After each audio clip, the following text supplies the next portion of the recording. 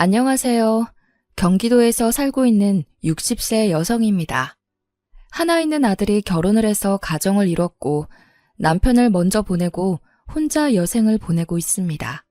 이제부터 제 2의 인생이 시작된 거죠.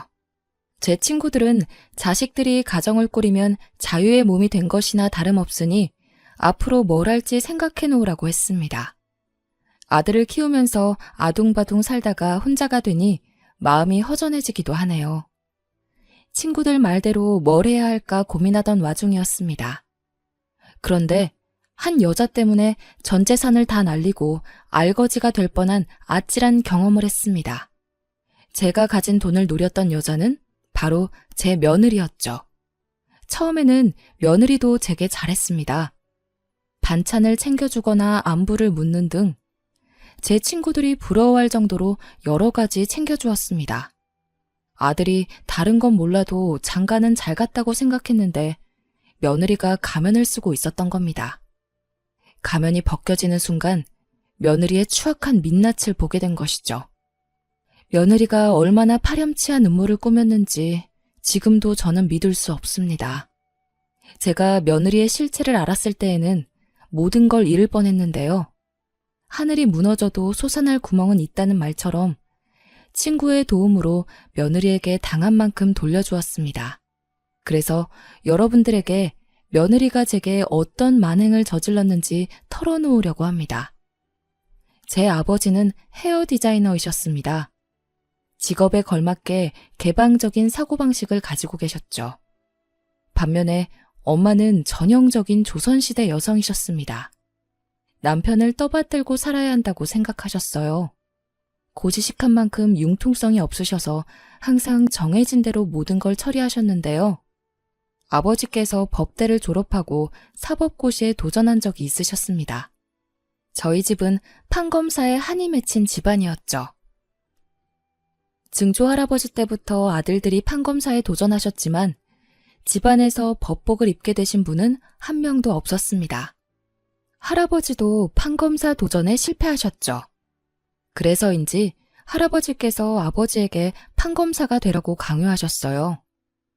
종민아, 너는 꼭 법대에 가서 판검사가 돼야 한다. 아버지, 저는 따로 정해놓은 목표가 있어요. 그게 뭐냐? 정말 보수적인 집안이었는데 아버지의 입에서 정말 뜻밖의 말이 나왔다고 합니다. 전 미용사가 되고 싶어요. 설마 이발사가 되겠다는 거냐? 아니요. 남자들 머리만 하는 이발사 말고 여자들 머리도 하는 미용사가 되고 싶어요. 할아버지께서 그 말을 듣고 소리를 버럭 지르셨다고 합니다.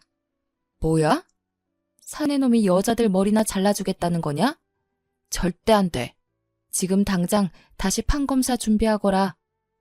지금이야 남자 미용사가 흔하지만 그 당시에는 남자들이 미용실에 가지를 않았습니다. 이발사가 되겠다고 해도 열이 받는데 미용사가 되겠다고 하니 보수적인 할아버지께서 화를 내는 건 당연한 일이었죠. 할아버지가 반대하기에는 아버지께서 옷이나 헤어스타일에 관심이 너무 많았습니다. 오랫동안 혼자만의 꿈으로 간직하고 있다가 겨우 입 밖으로 꺼낸 건데 생각보다 더한 날벼락을 맞으셨습니다. 저는 판검사 되고 싶지도 않고 공부에 취미도 없단 말이에요. 아버지도 잘 아시잖아요. 노력해도 안 되면 어쩔 수 없는 일이지만 해보지도 않고 포기하는 건 용납 못한다. 무조건 법대에 가거라. 할아버지의 강압에 못 이겨 아버지께서 법대에 들어가셨습니다. 그 후에 사법고시 준비를 시작했는데 미용사가 될 사람이 하루 종일 법전을 공부하고 있으니 죽을 맛이었겠죠. 하기 싫어서 억지로 한 공부였으니 결과가 좋을 리가 없었습니다. 고시에 5번이나 연속으로 떨어져서 아버지도 포기하겠다고 말씀하셨는데요. 아버지, 이제 그만할게요. 이 정도면 할 만큼 했어요. 전 판검사 체질이 아닌 것 같아요. 좋아. 마지막으로 한 번만 더 해보고 안 되면 포기하거라. 아버지의 마지막 도전도 실패로 끝나자 할아버지께서 아버지를 포기하셨습니다. 늦은 나이였지만 그때부터 아버지께서 미용 공부를 하셔서 헤어 디자이너가 되신 거죠. 아버지는 미용실에서 일하면서 수습 직원으로 들어온 엄마를 만나게 되셨습니다. 고참이었던 아버지가 엄마에게 일을 가르쳐주면서 사이가 가까워졌는데요. 두 분 성격이 너무 달라서 자주 싸웠다고 합니다. 결혼하고 전업주부가 되겠다는 엄마에게 아버지는 지금 하고 있는 일이 아깝지 않냐고 물었습니다. 엄마 성격상 집안 살림은 여자가 하는 일이라고 말했겠죠. 그랬더니 아버지께서 버럭 화를 내면서 첨언을 하셨습니다. 여자라고 꼭 집안일 하라는 법 있어? 요즘 세상에 남자 여자 구분이 따로 있는 것도 아니잖아. 그래도 내조는 여자가 해야죠. 여자가 일하면 누가 집안일 하나요? 집안일이야 같이 하면 되지. 나 참 말이 안 통하네. 이런 식으로 자주 싸우셨지만 여자는 온순하고 온화해야 한다는 엄마의 지조 덕분에 큰 싸움으로 번지지는 않았다고 해요. 늘 엄마가 먼저 알겠다고 하고 아버지의 생각을 존중하셨거든요. 저도 엄마의 영향을 많이 받고 자라서 여자는 남편을 도와서 내조를 잘해야 한다는 생각을 가지고 있었어요. 그렇게 교육받고 대학에 들어가니 다른 친구들이 여러 남자들과 자유롭게 만나면서 연애하는 걸 이해하지 못했죠.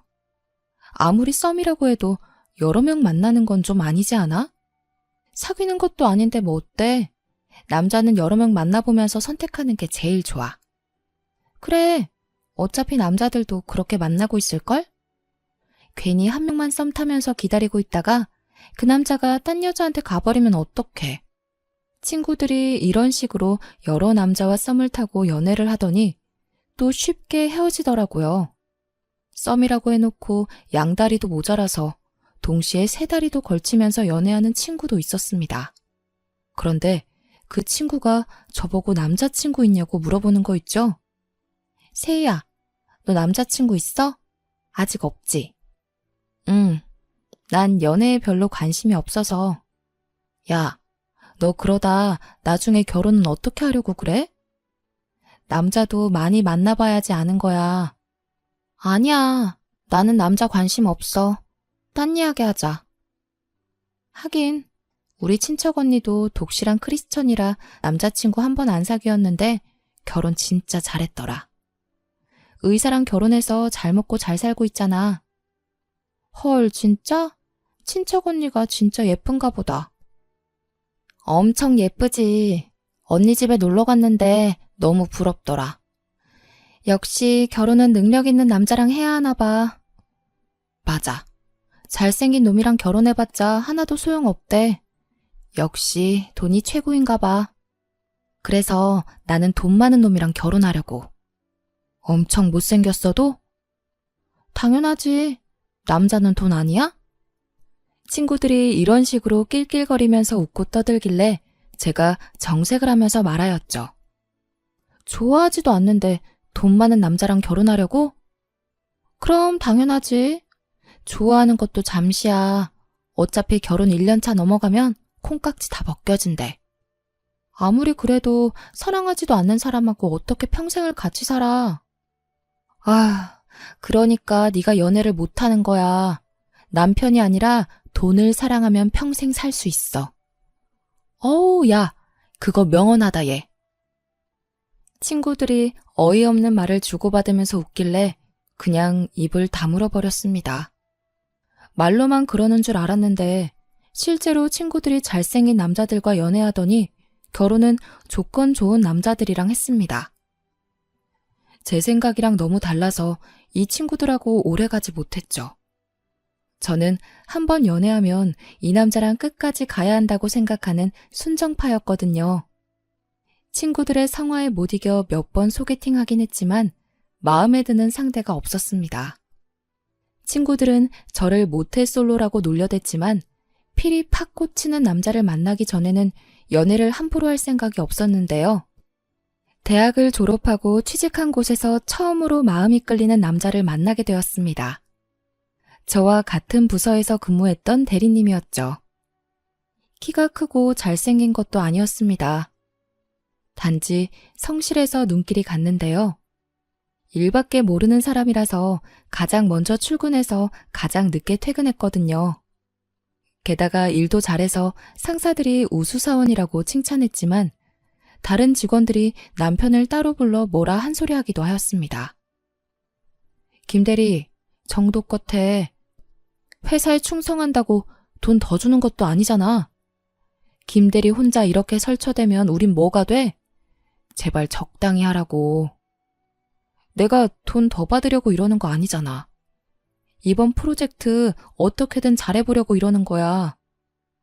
다른 직원들 눈치 보는 거 안 보여? 그래, 너 잘났다. 너 알아서 해라. 동료들은 김대리가 승진을 하려고 발악하는 거라고 수군거리고 있었죠. 몇몇 직원들은 김대리를 이용하기도 했습니다. 특히 여직원들이 퇴근 시간이 다가올 때면 대리님에게 가서 자기 일을 대신해달라고 아양을 떨었어요. 김대리님, 제가 오늘 급한 일이 있어서 그런데 보고서 작성을 못 끝낼 것 같아요.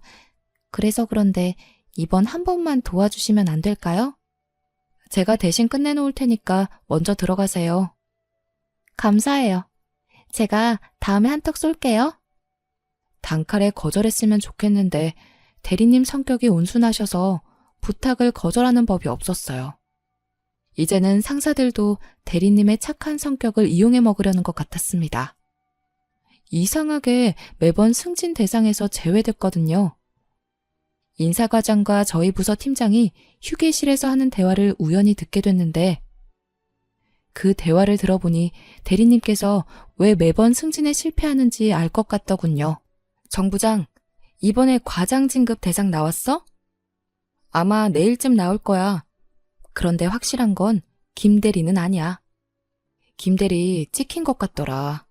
일 대충대충 하고 넘기자고 했는데 어떻게 그렇게 하냐고 따졌다며? 무조건 열심히 한다고 되는 게 아닌데 융통성이 없어서 별로 도움이 안 되는 것 같아. 김대리는 딱 지금 자리가 어울리지. 하는 짓 보면 과장이나 부장으로 올라갈 급이 아니야. 술자리도 좀 좋아하고 사바사바도 할 줄 알아야 하는데 그저 죽어라 일만 하면 승진될 거라고 생각하니까 그렇지. 김대리랑 일하는 애들도 힘들어 하더라고. 그런 애들은 평생 대리만 달다가 나가야지. 상사들은 회사의 감시를 피해서 이익을 챙기고 싶어 했거든요. 눈치 빠르고 융통성 있는 직원을 곁에 두고 싶어 했는데 김대리는 전혀 그런 스타일이 아니었던 거죠. 그런 사실을 알게 된 저는 김대리가 안타까워했습니다. 그래서 김대리에게 충고를 해주었죠. 대리님, 요즘 소문이 너무 안 좋더라고요. 일 잘하시는 거 알고 있는데 너무 빡세게 일하셔서 같이 일하는 분들이 힘들어하는 것 같아요. 이번에 맡은 프로젝트가 장기 프로젝트인데 정말 잘하고 싶어서 그래요. 이것만 마치고 페이스 조절하겠습니다. 사실 대리님, 부장님이랑 과장님이 하시는 말씀 들었는데 대리님 이야기를 하시더라고요. 일만 너무 많이 하고 아부를 안 떨어서 마음에 안 들어 하시는 것 같아요.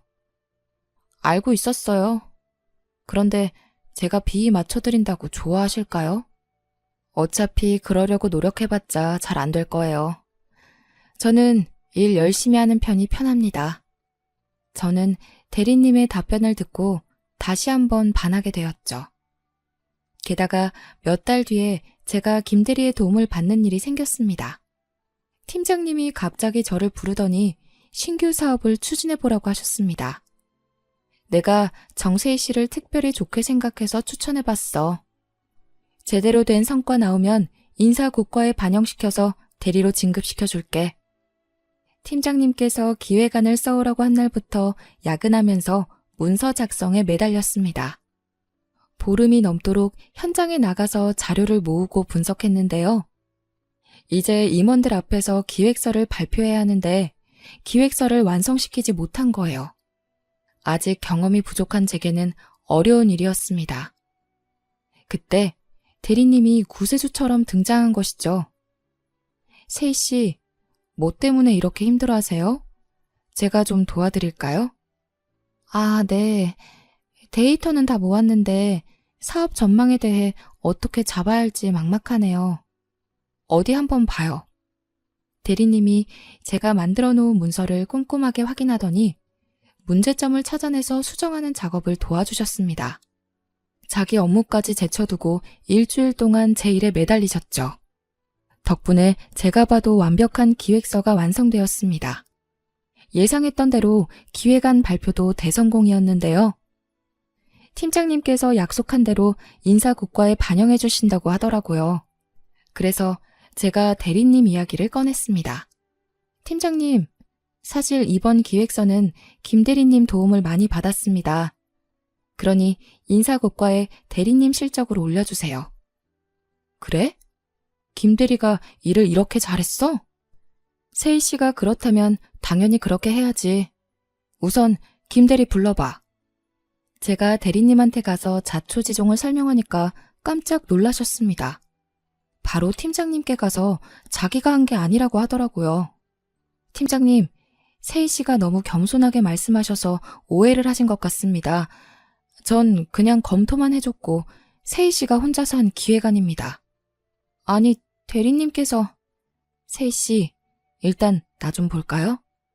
대리님께서 저를 따로 불러서 제가 한 거라고 단정 짓더군요. 저는 너무 감사해서 승진할 수 없다고 했지만 대리님께서 끝까지 제가 잘한 거라고 하셨습니다. 그래서 결국 대리로 승진할 수 있게 되었는데요.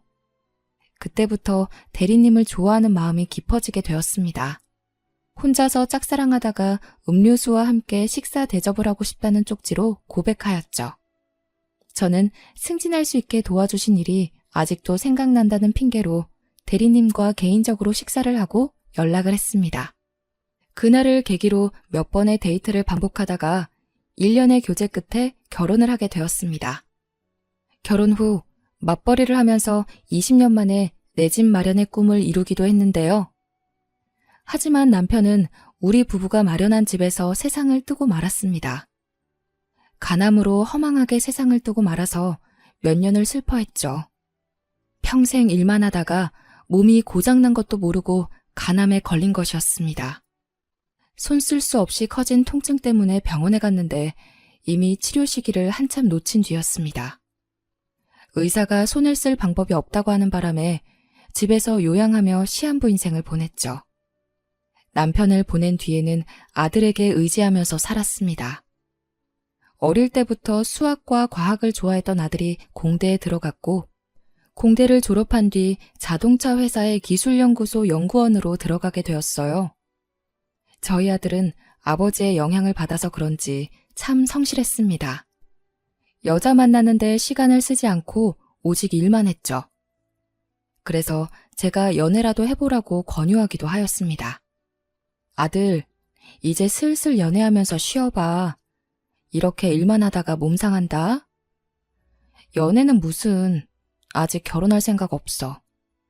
일단 자리 잡고 가정 꾸릴 수 있으면 연애 생각도 그때 해볼 거야. 아들 나이가 30이 넘어가고 있는데 연애 한 번 안 해본 것 같더라고요. 그래서 제가 결혼은 언제 할 거냐고 재촉했습니다. 그럴 때마다 아들은 늘 아직 멀었다고만 대답했죠. 그러다 몇 년 뒤에 선임 연구원이 되자 아들이 결혼정보회사에 가입하게 되었습니다. 아들이 결혼정보회사를 통해 여러 번 소개팅을 해보았지만 별 성과가 없었다고 합니다. 이러다 아들이 영원히 결혼 못하는 거 아닌가 싶어서 애간장이 탈 때쯤이었습니다. 아들이 제게 마음에 드는 여자를 만났다고 하더군요. 이번에 결혼정보회사에서 웹디자이너를 소개시켜줬는데 똑똑하고 야무져 보이더라고. 커리어에 자부심도 있어 보여서 진지하게 만나보고 싶어. 그래, 제발 좀 만나봐라. 여자는 뭐라고 해? 너 마음에 든대? 뭐, 내가 마음에 든다고 하던데? 그럼 됐다. 잘해봐라. 괜히 쓸데없는 거 물어봐서 말 실수하지 말고. 여자를 만나본 적이 없어서 차이고 돌아오는 건 아닐까 싶었는데 제 우려와 다르게 데이트를 잘하고 돌아온 것 같았습니다. 그 뒤로 여러 번 데이트를 하더니 정식으로 만나보고 있다고 하더군요. 그리고 3개월 후에 아들이 며느리가 될 사람이라고 결혼정보회사에서 만난 여자를 집으로 데리고 왔습니다. 안녕하세요, 어머님. 김수경이라고 합니다. 그래, 수경아. 오느라 고생 많았다. 얼른 여기 와서 앉아라. 네, 어머님. 오빠한테 살림 잘한다고 들었는데 집이 진짜 깔끔하네요. 제가 어머님께 배워야겠어요. 며느리가 어색해하는 저를 위해 과분한 칭찬을 해주더라고요. 살림 칭찬은 물론 제 피부 칭찬까지 해주며 친근하게 다가왔습니다. 성격이 밝고 싹싹해 보여서 저는 마음에 쏙 들었죠. 아들 녀석도 제가 좋아하는 모습을 보았는지 며느리가 간 뒤에 어떤 것 같냐고 묻더군요. 엄마, 수경이 어때? 성격도 좋고 예쁘지? 나는 아주 마음에 든다. 너만 좋다면 당장이라도 며느리 삼고 싶어. 일 잘하고 똑똑해. 얼마 전에 승진했다고 하더라고. 나도 수경이만 괜찮으면 빨리 결혼하고 싶어. 그래, 네가 나이도 있으니 될 수 있으면 빨리 해라. 며느리도 아들에게 확신이 있었는지 상견례 자리를 가지자고 했습니다. 그리고 2달 뒤에 결혼식을 올리고 부부가 되었죠. 아들이 일하는 연구소가 경기도에 있어서 그 근처로 집을 구하게 되었습니다. 처음에는 좋은 집을 사려고 했지만 며느리의 반대로 작은 전셋집을 구해서 신혼생활을 시작했습니다. 좋은 아파트 놔두고 왜 그 집으로 이사 가냐고 물었더니 며느리가 경기도가 아니라 서울에서 살고 싶다고 하더군요. 저는 며느리 회사가 서울에 있어서 그런 거라고 생각했습니다. 그저 별다른 생각 없이 서울 집값만 걱정하였죠. 아들네가 얼른 자가를 얻었으면 해서 예전부터 부어놓은 적금을 더 모아두고 있었습니다. 그만큼 아들을 위하는 마음이었지만 며느리를 딸같이 생각하는 마음도 있었거든요.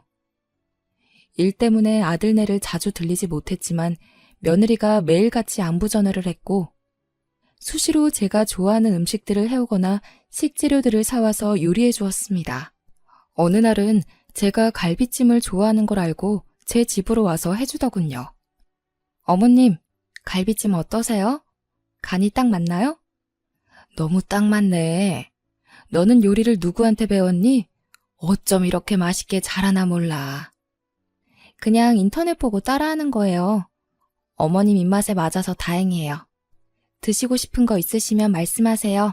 제가 다 해드릴게요. 너 힘든데 무슨 요리를 해주려고 그러니? 말만 해줘도 고맙다. 아유, 어머님은 제 친정 어머니 같으셔서 그래요. 먹고 싶은 거 생기면 편하게 말씀해 주세요. 말로만 친정 엄마 같다고 한 것이 아니었습니다. 정말 친딸 이상으로 저를 위해 주어서 의지가 많이 됐었는데요. 집에서 혼자 지낸다고 찾아와서 말동무도 해주고 산책하러 가자며 근처 공원을 돌아다니기도 하였습니다. 그렇게 눈에 넣어도 아프지 않을 것 같던 며느리가 1년쯤 지나니까 점점 변하기 시작하더라고요. 어머님, 이 원목 탁자 이 집에는 안 어울리는 것 같아요. 혼자 사시는데 크기가 너무 크지 않나요? 좀 크긴 한데 이게 있으니까 예뻐 보이더라고. 게다가 선물 받은 거라서 버리기도 좀 그렇다. 아, 그러세요? 저희 집에 두면 딱 좋을 것 같은데. 딱 봐도 자기 달라는 눈치였죠. 며느리가 탐내는 원목 탁자는 선물 받은 게 아니었습니다.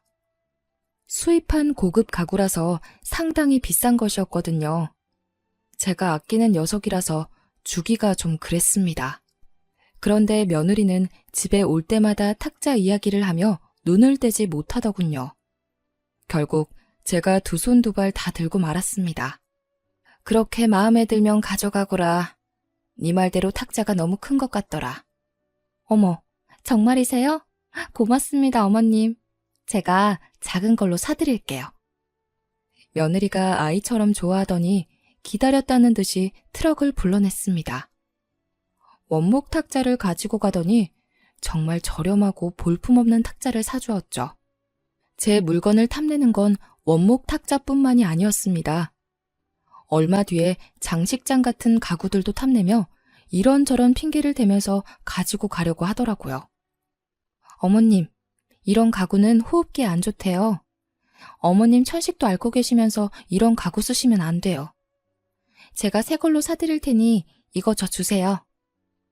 얼핏 들으면 저를 위한 것 같지만 며느리는 비싼 가구만 알아보고 가져갔습니다.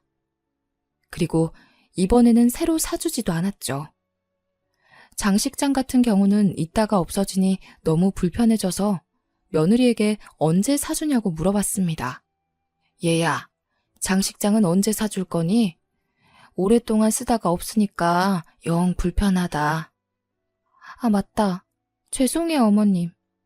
제가 바빠서 아직 알아보지 못했네요. 지금 중요한 프로젝트를 맡아서 그런데 이 일만 끝내고 가구 보러 가도 괜찮을까요? 아유, 됐다. 내가 알아서 할 테니까 신경 쓰지 마라. 아니에요. 제가 금방 알아볼게요. 조금만 기다려주세요. 진짜로 괜찮다. 회사 일도 바쁠 텐데 괜히 업무 시간에 가구 찾아보면서 눈총 받지 마라. 장식장만 그런 것이 아니었습니다. 새 가구를 사주겠다는 말만 하고 잊어버렸다 바쁘다는 핑계를 대면서 하나도 안 사주더군요. 그래서 저는 친구와 같이 중고 가구점 거리에 나섰습니다. 며느리가 가져가서 가구가 없다고 하니까 친구가 깜짝 놀라하면서 돈 이야기를 꺼내더라고요. 네 며느리는 왜 사준다면서 안 사주니? 가구 살 돈은 받은 거야? 아니, 안 받았어. 뭐? 그럼 네 돈으로 가구를 사겠다고? 친구는 가구를 가지고 갔으면 새로 사주든지 돈을 주든지 둘 중 하나는 해줘야 하는 거 아니냐고 따졌죠. 친구 말이 맞았지만 저는 구차하게 굴고 싶지 않아서 제 돈으로 가구를 사고 말았습니다. 친구는 이런 제가 답답하다며 가구를 둘러보는 내내 며느리 험담을 하더라고요. 생각할수록 어이가 없네. 당연히 자기가 먼저 돈 주겠다고 해야지. 안 받겠다고 해도 억지로 보내야 하는 거 아니야? 정말 얌체 같네. 그러다 가구점에서 눈에 익은 물건을 발견했죠.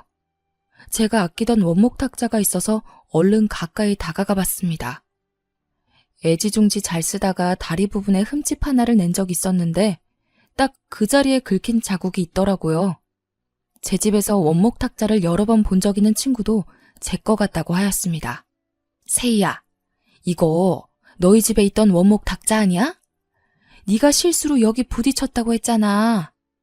친구와 저는 원목 탁자에 난 흠집을 유심하게 쳐다보면서 제 거가 맞다는 결론을 낼 수밖에 없었습니다. 친구가 제게 사진까지 찍게 만들더니 직원을 불러 누가 판 거냐고 물어보자 했지만 금방이라도 싸울 것 같은 친구 녀석을 잘 달래서 데려왔죠. 집으로 가는 길에도 화가 가라앉지 않는지 친구 녀석이 끝까지 며느리 욕을 하였습니다. 아니, 세상에 지 용돈 필요하다고 시어머니 가구까지 팔아먹는 며느리가 어딨어? 사정이 있는 거겠지. 며느리에게 물어보고 연락해줄게. 우리 수경이가 그럴 애가 아니야. 저는 끝까지 며느리를 감싸며 오해하지 않으려고 노력했습니다. 며칠 뒤에 며느리가 집에 올 때까지 기다렸죠. 드디어 며느리가 오자 가구점에서 찍어온 사진을 보여주었습니다.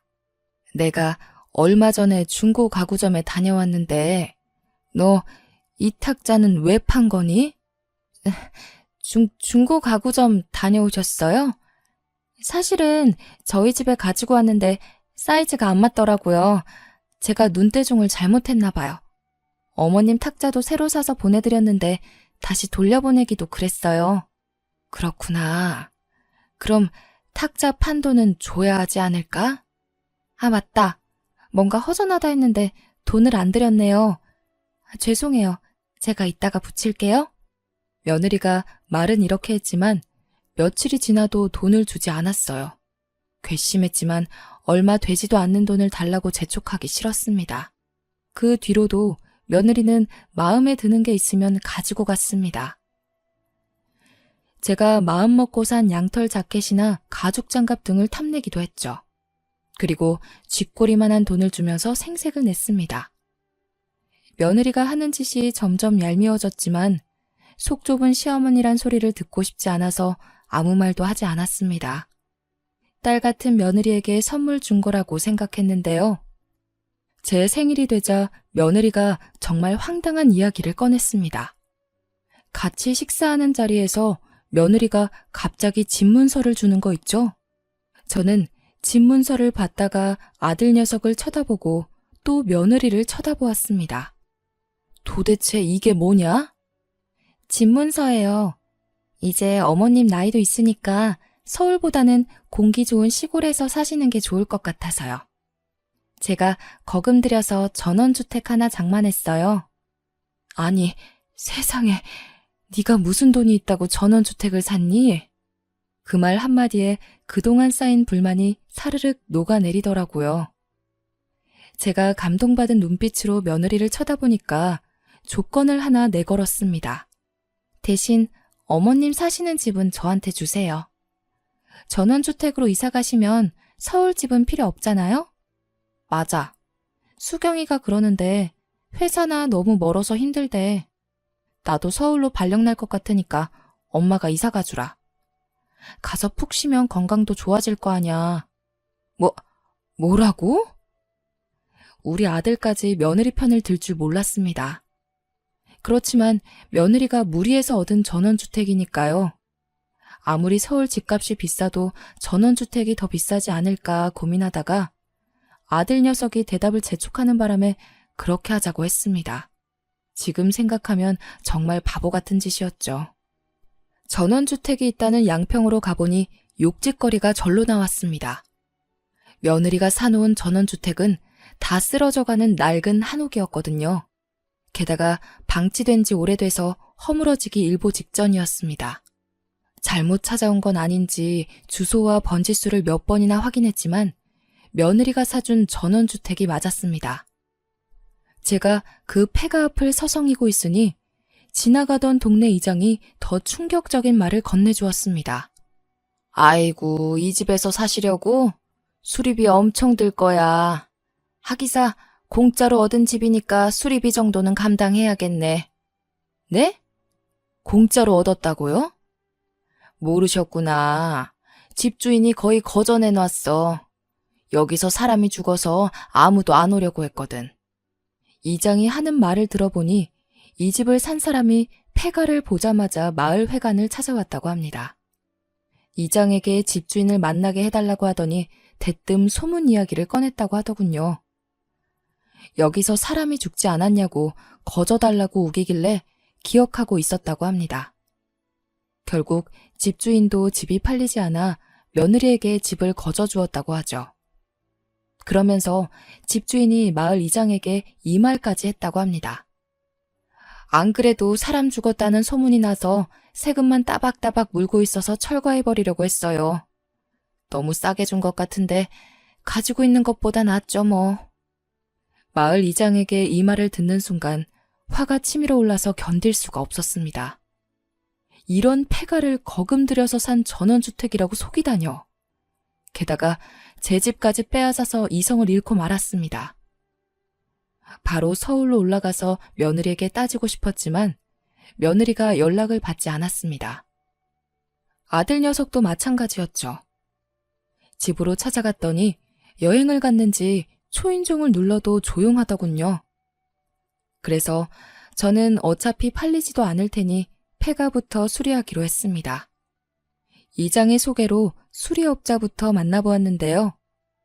수리업자가 집 상태를 꼼꼼하게 확인해 보더니 수리만 해도 2달은 걸릴 거라고 했습니다. 빠르면 2달인데 이 집은 수리하는 게 아니라 뼈대만 남겨놓고 새로 지어야겠네요. 2달이요? 2달 동안 지낼 곳이 없는데 어쩌죠? 마을 이장이 옆에서 제 사정을 듣고 있다가 수리하는 동안 마을 회관에서 지내라고 하였습니다. 마을 회관에 가보니까 일반 가정집처럼 부엌도 있고 따뜻하더라고요. 게다가 마을 이장님께서 제 말동무가 되어주셔서 외롭지도 않았습니다. 제가 답답한 마음에 며느리가 한 짓을 다 일러 바쳤거든요. 그랬더니 마을 이장이 혀를 차며 안타까워했습니다. 어휴, 참, 며느리가 아니라 불려우네요. 어떻게 시어머니한테 이런 말도 안 되는 짓을 할 수 있지? 그러게요. 아들 때문에 참고 살고 있습니다. 괜히 저 때문에 결혼 생활이 괴롭다고 하면 안 되니까요. 이장도 며느리가 아주 이기적인 여자 같다고 혀를 찼습니다. 그런데 며느리가 한 짓은 이뿐만이 아니었습니다. 집수리가 거의 끝날 무렵에 양평으로 저를 찾아온 친구가 충격적인 사실을 알려주었거든요. 얘, 내가 뭘 본지 아니? 너희 며느리 말이야. 두 집 살림을 하는 게 분명한 것 같더라. 동네에 소문이 쫙 났어. 친구가 지인이 사는 빌라에 놀러 갔다가 며느리를 보았다고 하는데요. 빌라에서 낯선 남자랑 같이 나오더니 연인처럼 품에 안겼다고 하죠. 아들 녀석만 모르고 있었지 동네에 소문이 나서 친구의 지인도 며느리를 몰랐지만 딱 봐도 불륜 커플 같았다고 하더군요. 며느리가 잠은 안 자고 가는데 동거남을 매일 보러 오고 평일에는 매일 왔지만 주말에는 오지 않았다는 증언도 들었다고 합니다. 불륜을 목격한 증인도 있겠다. 저는 며느리를 더 이상 용서할 수 없었습니다. 그때 아들 녀석이 대만에서 노느라 전화를 못 받았다고 다시 나한테 전화를 걸었더군요. 그래서 친구한테 들은 말을 다 이야기해 주었습니다. 제대로 된 증거가 없으니까 괜히 거기서 싸우지 마라. 얼른 한국으로 와서 불륜 현장을 잡아야 해.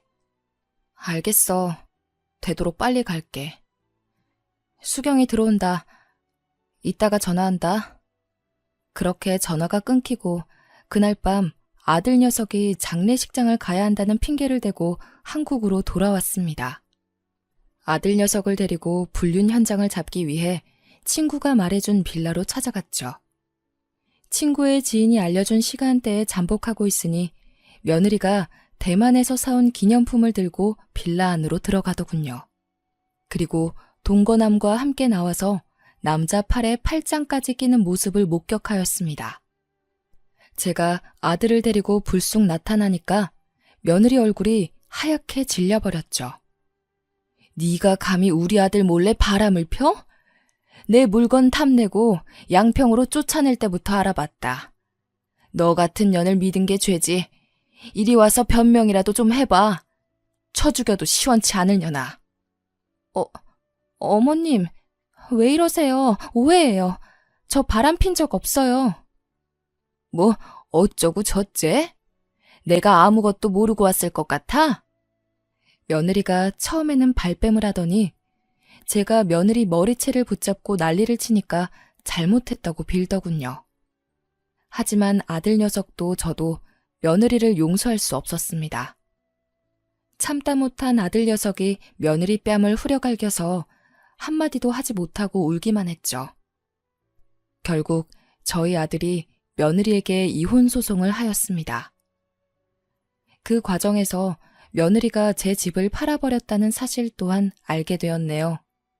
며느리가 저를 멀리 쫓아내고 동거남과 바람을 피고 있었고 하마터면 아들과 제가 며느리의 불륜 생활비를 대주는 스폰서가 될 뻔했습니다. 다행히 며느리의 불륜 사실을 잡아내고 위자료와 함께 집을 판 돈까지 돌려받을 수 있었는데요. 그 뒤로 아들과 함께 양평에서 살고 있습니다. 아들 녀석이 이혼한 후유증이 커서 회사를 휴직하고 양평에서 잠시 쉬고 싶다고 했거든요. 오랜만에 아들 녀석이랑 삼시세끼를 먹고 산책도 하면서 대화도 많이 나누고 있습니다. 재혼할 생각 있냐고 물어보니까 없다고 하더군요.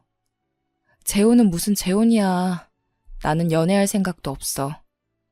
여자들을 못 믿겠어. 수경이가 나한테 이럴 줄 정말 몰랐고. 나는 자기가 모은 돈으로 엄마한테 전원주택을 사준다고 하길래 정말 효녀라고 생각했거든. 그런데 아니었어. 아직까지 엄마 생각하는 척 나한테 생색내던 게 잊혀지지 않아. 아들이 금방이라도 울 것 같길래 연애만 하면서 살라고 말해두었습니다. 저는 똥 밟았다고 생각하려고 하는데 아들 녀석은 아직까지 힘들어하고 있네요. 어떻게 하면 아들 녀석이 금방 회복하고 여자들과 연애하면서 즐길 수 있게 될지 조언해 주시면 좋겠네요. 여기까지 사연 들어주셔서 감사합니다.